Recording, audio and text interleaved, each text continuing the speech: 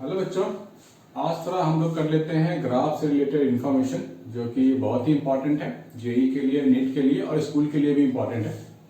तो इसमें हम लोग करने वाले हैं डीपी बाई डीवी यानी कि स्लोप निकालते हैं पीवी डायग्राम का, पीवी ग्राफ का स्लोप। उससे इन्फॉर्मेशन अगर हमारे पास हम लोग समझ जाते हैं इस ग्राफिकल इन्फॉर्मेशन को, तो इसका आगे बहुत एप्लीकेशन भी आते हैं, बहुत सारी चीजें इससे रिलेटेड है इस टॉपिक में। तो बेटे सबसे पहले हमें पता है कि जब हम आइसोथर्मल की बात करते हैं, आइसोथर्मल, तो हम लोग क्या लिखते हैं? PV is equal to constant, right. और जब एडियाबैटिक की बात करते हैं तो एडियाबैटिक में हम लोग क्या लेते हैं? डेल्टा क्यू जीरो होता है, यानी कि PV gamma is equal to constant लेते हैं, ठीक है। तो इसी के बारे में हमारे पास निकालनी है इस ग्राफ की स्लोप। तो हमें पता है बच्चों, कोई भी ग्राफ का स्लोप कैसे निकालते हैं? मैथ्स में पढ़ा होगा आप लोगों ने, dy by dx is the slope of any curve. जिसने मैथ्स नहीं भी पढ़ा हो, बहुत सारे बच्चे नीट में अपियर होंगे तो उनको नहीं पता है, तो मैं बता देता हूं कि dy by dx स्लोप होगा। अगर मैं कोई ग्राफ लेता हूं तो ये P है, ये V है, तो y axis represented by pressure P and x axis V। तो dy by dx इस केस में नहीं लिखेंगे, इस केस में dp by dv लिखेंगे, which means slope of the graph. ठीक है बच्चों, ठीक है। तो इसको डिफरेंशिएट करते हैं। तो मैं लिख रहा हूं p is equal to pv is equal to k, जो हमारे पास गिवन है। तो मैं इसको डिफरेंशिएट करता हूं, लेट इट बी p के रेस्पेक्ट में। मैं v के रेस्पेक्ट में भी कर सकता हूं। मैं बेसिक बताना चाहता हूं ताकि जिनका मैथ्स नहीं है, मेडिकल के लिए भी अलग है, वो भी डिफरेंशिएट कर ले आसानी से। तो मुझे पता है कांस्टेंट का डिफरेंशिएशन क्या होता है? जीरो होता है। अब मैं इसको डिफरेंशिएट करूंगा तो यहां दोनों फंक्शन डिफरेंशिएबल है। तो जब दोनों फंक्शन डिफरेंशिएबल हो तो वन बाय वन डिफरेंशिएट करते हैं।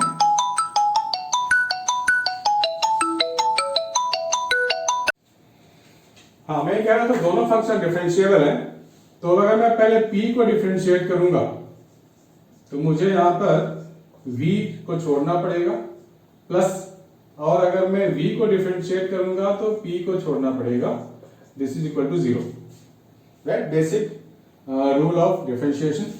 तो यहां dp बाय dp कट जाएगा, तो मुझे यहां से मिल जाएगा v plus p dv by dp is equal to zero. तो मेरे को मिल जाएगा ये dv by dp is equal to minus v by p, और I can write dp by dv minus p by v। ठीक, ये मिला मुझे। अब यहां देखते हैं यहां क्या मिलता है मुझे। यहां भी वही काम करूंगा मैं, d by dp pv gamma is equal to ये तो जीरो हो जाएगा। ठीक है बच्चों, इसमें कोई डाउट नहीं होनी चाहिए आपको। तो यहां भी वही काम करेंगे, पहले मैं p को डिफरेंशिएट करूंगा तो dp बाई dp रहेगा प्लस, और अगर मैं p को बाहर रखूं तो किससे डिफरेंशिएट करूंगा? v गामा को डिफरेंशिएट करूंगा, इधर तो जीरो ही मिलने वाला है, तो ये भी कट हो गया, इसको मैं इधर ले जाऊंगा तो मेरे को मिल जाएगा। अब इसको डिफरेंशिएट करना है तो gamma v gamma minus one into dv by dp according to basic rule of differentiation, ये हुआ। तो यहां से मुझे क्या मिलेगा बच्चों? dv बाई dp, इसको मैं अरेंज कर लेता हूं, v p गामा सबको इधर ले गया मैं, माइनस p गामा और v गामा, तो ये v बचेगा। ठीक है, ये बचा मेरे पास, यानी कि यहां से मेरे को मिल गया dp by dv minus gamma p by v। तो इसमें क्या डिफरेंस है? यहां गामा नहीं है और यहां गामा है। ठीक है, अब मैं इसका ग्राफ ड्रॉ कर रहा हूं, तो ध्यान से देखना, ये p है और ये v है। तो मैं इसके दो ग्राफ ड्रॉ करूंगा। एक मैं ड्रॉ कर रहा हूं जिसमें एक्सपैंड हुआ है, राइट, ये एक्सपेंशन है। मैं यहां लिख देता हूं ई एक्स पी, यानी कि expand means volume is increasing. तो एक्सपेंशन में जो ऊपर का ग्राफ हमारे को मिलता है वो मिलता है आइसोथर्मल, और जो नीचे का ग्राफ है वो है एडियाबैटिक। ठीक है बच्चों, इस चीज का ध्यान रखना। दूसरा, अगर कंप्रेशन की बात करें, this is P and this is V, compress हो रहा है यहां सिस्टम। तो कंप्रेशन में क्या होता है, ठीक इसका उल्टा, नीचे वाला ग्राफ आइसोथर्मल, ऊपर वाला ग्राफ एडियाबैटिक, है ना। आप इसका ध्यान रखना, और ये एक्सप्रेशन भी आपको पता होना चाहिए। इससे रिलेटेड क्वेश्चन आते हैं, इससे भी रिलेटेड क्वेश्चन आते हैं, मैं आपको करके बताऊंगा, और इससे रिलेटेड तो आते ही हैं। ठीक है बच्चों, ये काफी इंपॉर्टेंट है, आप इसको ध्यान से नोट डाउन करो, क्वेश्चन डिस्कस करने में काम आएगा। तो आप इतना ध्यान रखना, पीवी ग्राफ का जो भी एरिया होगा वो हमारे को देगा वर्क डन। अब पीवी ग्राफ में बहुत सारी पॉसिबिलिटी है, मैं आपको वन बाय वन बताता हूं। तो पीवी ग्राफ का एरिया फाइंड करने टाइम क्या क्या हमारे को ध्यान में रखना है।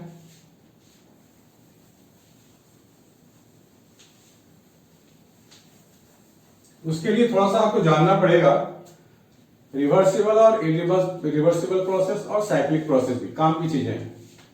मैं पहले बात कर रहा हूं रिवर्सिबल प्रोसेस।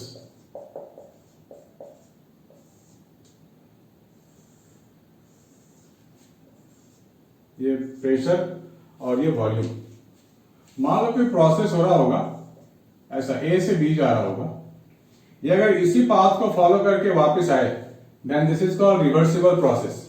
आप खुद से डिफाइन कर सकते हो, those thermodynamic process which follows the same path to reverse itself, this is reversible। दूसरा मैं ड्रॉ कर रहा हूं irreversible।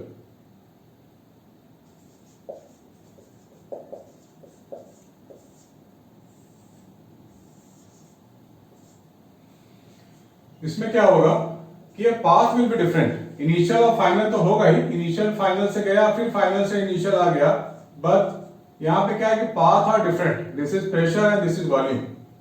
जब पाथ डिफरेंट अलग हो जाए, इधर से गया इधर से आया, that mean this is irreversible process. आपको ध्यान में रखना है बच्चों। और हम लोग इसके एरिया फाइंड करेंगे तो हमारे को मिल जाएगा वर्क डन, और यहां क्या करेंगे, यहां से यहां तक का एरिया।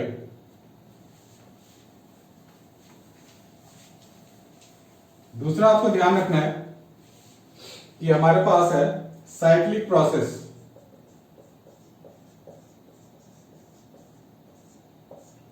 साइक्लिक प्रोसेस में आपको ध्यान रखना है, ये P है ये V है, हो सकता है प्रोसेस ऐसे जा रहा हो क्लॉकवाइज, तो क्लॉकवाइज के लिए काम करेंगे, वर्क डन पॉजिटिव।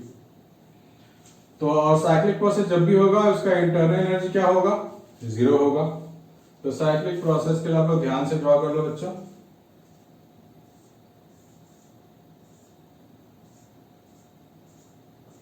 यहां पे वर्क डन हो जाएगा नेगेटिव जब आप एंटी क्लॉकवाइज मूव करोगे, प्रेशर वॉल्यूम, ये भी साइक्लिक प्रोसेस है, so internal energy is zero according to first law of thermodynamics, delta Q delta U plus work done. Cyclic process ये तो जीरो हो गया, दैट मीन्स जो भी हम हीट देंगे सिस्टम को वो वर्क डन में चला जाएगा। ठीक है, इस चीज का आपको ध्यान रखना है। इस पे कुछ क्वेश्चन देख लेते हैं, आप लोग इसको नोट डाउन कर लो बच्चों।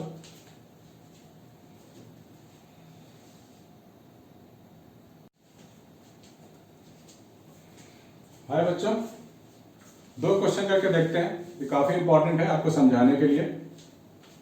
हमारे पास है प्रेशर वॉल्यूम का एक ग्राफ गिवन है and it goes in a cyclic manner like this. मतलब ये एक साइक्लिक प्रोसेस है, तो साइक्लिक प्रोसेस को देखते ही हमारे दिमाग में घंटी बजनी चाहिए। कौन सी घंटी बजनी चाहिए कि हमारे पास इंटरनल एनर्जी जीरो है, राइट। हमें बोला गया है find the work done in this, right, find the work done, और 4 ऑप्शंस भी हैं इसके। एक तो है 90 जूल, दूसरा है 46 जूल, तीसरा है 45 जूल एंड डी है 42.5 जूल। ये दिए गए ऑप्शंस। तो बच्चों साफ साफ दिख रहा है this is a right angle triangle. तो इसका एरिया कैसे फाइंड करेंगे हम लोग? Area half base into height. किसी भी पीवी डायग्राम का एरिया हमारे को दे देगा वर्क डन। सो हमारे को बोला गया है find the work done with 4 options. तो हाफ बेस हो जाएगा 2 से 5 यानी कि 3 और हाइट हो जाएगा 20 से 50 यानी कि 30 दिस वन। तो ये कैलकुलेट कर लेंगे हम लोग। ये आ रहा है 45 joule. So 45 joule is our answer.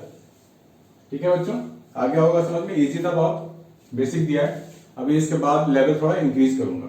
Now see this, find the molar specific heat of mixture at constant volume. Molar specific heat of mixture constant volume यानी कि सीवी फाइंड करनी है किसके लिए? मिक्सचर के लिए। ये हमें फाइंड करनी है। If 1 mole of monoatomic gas is mixed with 3 moles of diatomic gas. तो बच्चों सीवी का मिक्सचर फाइंड करने के लिए मेरे को सीवी इंडिविजुअल पता होना चाहिए। तो आपको फॉर्मूला तो मैंने बताया था, CV1 लिख लो क्योंकि यहाँ 2 गैस है, 1 mole of monoatomic, 3 mole of diatomic. Degrees of freedom by 2 into R. अब मोनोएटॉमिक गैस के लिए मैं काम कर रहा हूं, इसमें मैंने 1 लिखा है। तो किसी भी मोनोएटॉमिक गैस के लिए डिग्रीज ऑफ फ्रीडम मैंने पहले बता चुका हूं 3 होता है, नहीं तो आप पुराने वीडियो में जाके देख सकते हो। तो ये क्या हो जाएगा 3R/2।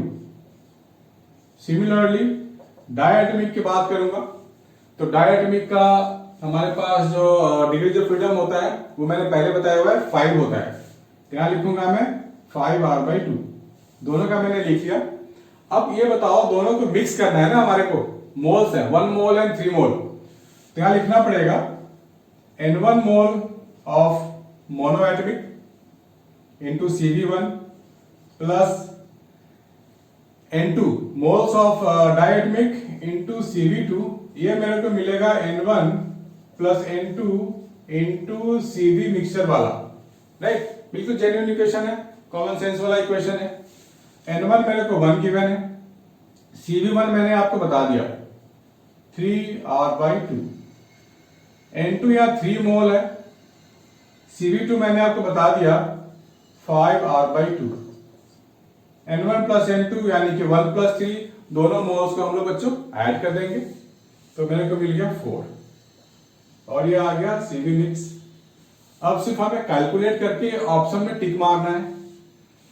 तो यहां पर बच्चों में 3R/2 कॉमन ले रहा हूं, तो यहां 1 बचेगा, यहां 5 बचेगा, इस 4 को नीचे ले आओ, ये हो जाएगा CV मिक्स दिस वन।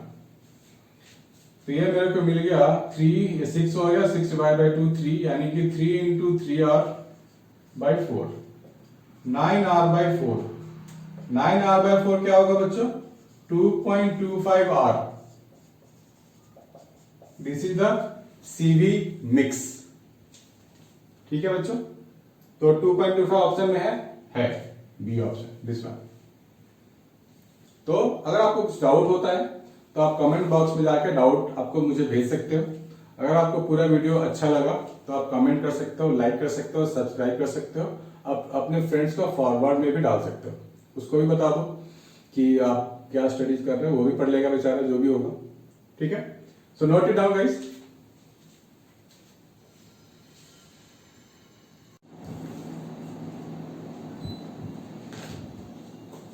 बच्चों क्वेश्चन नंबर 3 करके देखते हैं।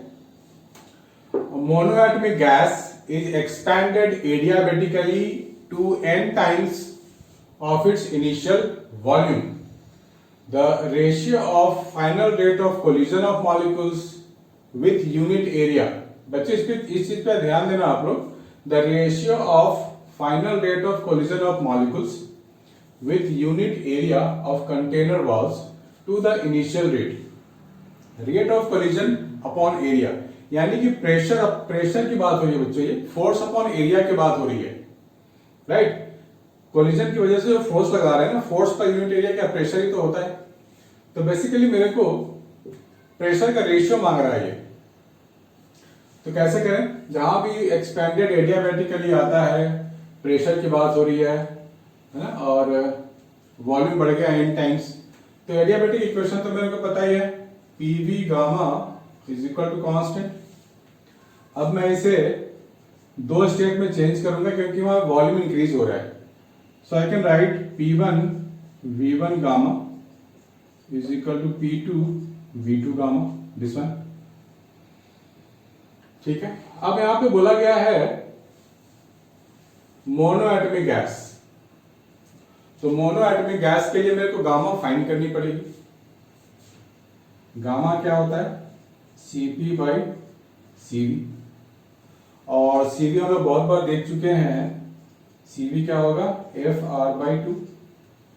दैट मीन्स किसी भी मोनोएटॉमिक के लिए हमारे पास जो डिग्रीज ऑफ फ्रीडम है वो 3 है, सो ये हो गया 3R/2। अब Cp कैसे निकालें, हमारे पास क्या पता होता है, Cp minus Cv is equal to R। तो यहाँ पे सॉल्व कर लेंगे R प्लस ऑफ Cv, तो Cv है 3R/2, तो ये पूरा हो जाएगा 5R/2। तो गामा मेरे को मिल जाएगा 5/3 गामा आ गया, है ना। Cp डिवाइड बाई Cv कर देंगे तो 5 बच रहा है मेरे पास, 5/3 बच रहा है, सॉरी। तो गामा तो पता हो गया। सो प्रेशर P1 और इनिशियल वॉल्यूम अगर मैं V ले लूं और final value become n times, तो यहां पर NV ले लो इनटू गामा। ठीक है बच्चों, क्लियर हो रहा है। तो अब गामा मैंने निकाल लिया है 5/3। सो P2 बाई P1 मांगा गया है मेरे से, तो मैं लिखूंगा V upon n gamma V gamma, this one. तो V गामा तो गया 1 upon n to the power gamma means 5/3, that means ये हो जाएगा -5/3। सो -5/3 कहां पे है, यहां पे, this one. So this is the option. ठीक है बच्चों, इसको अच्छे से नोट डाउन करो। कोई भी डाउट हो तो वीडियो को बार बार देख लो, तो कभी कभी एक बार में समझ में नहीं आता है, दूसरी बार देखते हैं तो थोड़ा समझ में आता है, तीसरी बार में पूरा समझ में आ जाता है। फिर भी डाउट है तो आप कमेंट सेक्शन में जाओ, डाउट मेरे को सेंड करो। ठीक है बच्चों, note it down please.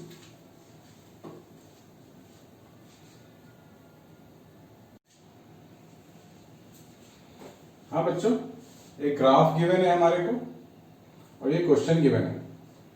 2 mole of an ideal gas undergo the cyclic process as shown. Cyclic process as shown.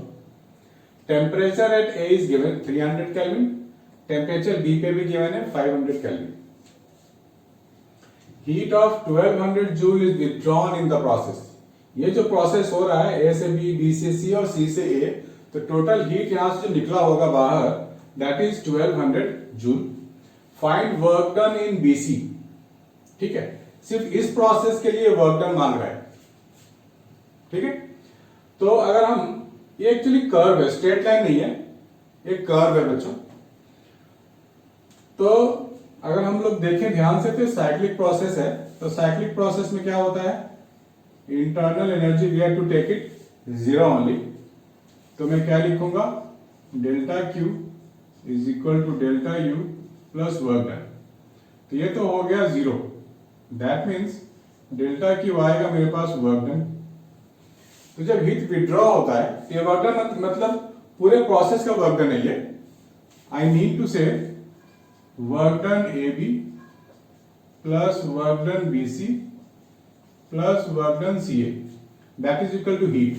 तो यहां पर 1200 हीट बोला गया, विड्रॉ हुआ है, तो सिस्टम से जो विड्रॉ होता है उसके लिए हम लोग माइनस लेते हैं, तो माइनस 1200 जूल हमें यहां मेंशन करना पड़ेगा delta Q। So this entire thing is equal to minus 1200 joule. अब क्या करें बच्चों, AB के लिए प्रेशर तो कांस्टेंट है, राइट, और टेम्परेचर हमारे को दिया गया है। ठीक है, तो मैं सबसे पहले वर्क डन AB निकाल लेता हूं। सो मैं लिखूंगा P डेल्टा V। सो P कांस्टेंट है। डेल्टा वी का मतलब हो गया वीबी माइनस वीए। ठीक, तो इसको मैं अगर ब्रैकेट के अंदर ले जाऊं P VB minus P VA, according to ideal gas equation PV is equal to क्या होता है बच्चों? PV is equal to NRT होता है। तो मैं लिख सकता हूं N R TB minus N R T A. तो एन आर कॉमन आ जाएगा, टीबी माइनस टी ए आ गया हमारे पास। ठीक है बच्चों, टीबी माइनस टी ए। अब यहां 2 मोल ऑफ गैस की बात हो रही है, सो एन की जगह 2, आर की वैल्यू मेरे को बोला गया है लेने के लिए 8.3, TB minus T A 500 minus 300, right? So this is your 200। तो ये एबी वाला वर्क डन आ गया हमारे पास। तो कैलकुलेट कर लो बच्चों, आसान कैलकुलेशन है। ये तो गया, ये हो जाएगा 83 इंटू 40। ठीक कर रहा हूं ना मैं? हाँ, 83 इंटू 40, 4, 3, 12, 32 और एक 33। ठीक है बच्चों, तो वापस यहां आ जाओ इस इक्वेशन में। वर्क डन ए बी हमने निकाल लिया 3320 plus work done B C मेरे को पता नहीं है तो मेरे को फाइंड करनी है, प्लस सी ए। सी ए में देखो बच्चों ये आइसोकोरिक प्रोसेस है, volume remain constant in C A line, तो उसके लिए क्या लेते हैं हम? जीरो वर्क डन लेते हैं माइनस 1200। तो इस टर्म को इधर ले जाएंगे तो वर्क डन बी सी क्या आएगा? माइनस 1200 माइनस 3320, तो हो जाएगा माइनस 4520 जूल। ठीक है बच्चों, this is the work done in A B. तो यहां पे ऑप्शन है हमारे पास, हाँ ऑप्शन तो है हमारे पास माइनस 4520। इसको ध्यान से नोट डाउन कर लो बच्चों। इसको आप लोग हो सकता है पहली बार में दिक्कत हो समझने में, तो दूसरी बार में तो डेफिनेटली समझ में आ जाएगा। बहुत बड़ी चीज नहीं है, बस छोटी छोटी चीजों का हमें ध्यान रखना है यहाँ पे। ठीक है बच्चों, नोट इट डाउन प्लीज।